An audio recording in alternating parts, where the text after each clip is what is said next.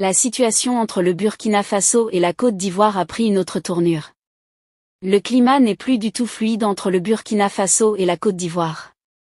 Salut chers abonnés et bienvenue une fois de plus sur votre chaîne d'information préférée. Aujourd'hui, on s'étape pour une nouvelle note d'information du côté de l'Afrique de l'Ouest où des nouvelles tensions entre la Côte d'Ivoire et le Burkina Faso dont semblent être victimes des civils. La tension entre ces deux pays ne cesse d'aggraver depuis septembre 2022 lorsque le capitaine Ibrahim Traoré prend la tête du Burkina Faso lors d'un coup d'État. La Côte d'Ivoire et le Burkina Faso sont deux pays voisins de l'Afrique subsaharienne. Les deux pays constituent un espace unique, mais scindé à la faveur de la colonisation.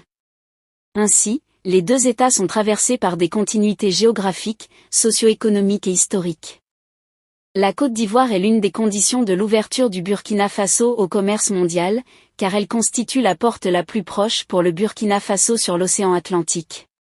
À l'inverse, le Burkina Faso est une condition de fonctionnement de l'économie de la Côte d'Ivoire.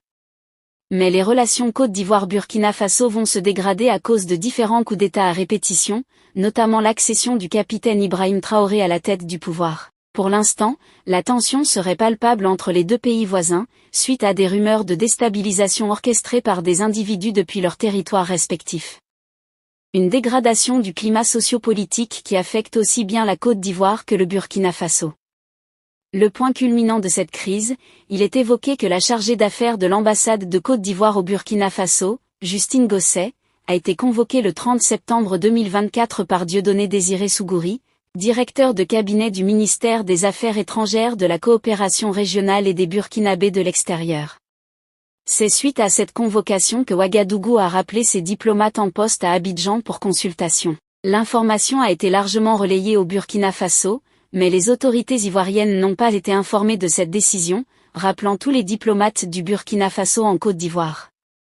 Le capitaine Ibrahim Traoré accuse donc publiquement la Côte d'Ivoire de vouloir déstabiliser son pays.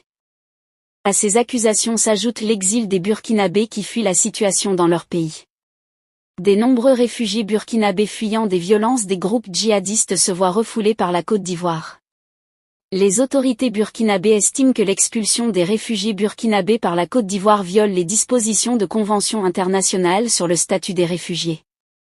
Pour l'heure, cette affaire de tension entre les deux pays reste à suivre. À notre avis, la tension politique entre les deux voisins pourrait avoir de sérieuses conséquences sur la stabilité de la sous-région, car la Côte d'Ivoire accueille la communauté burkinabé la plus importante d'Afrique de l'Ouest.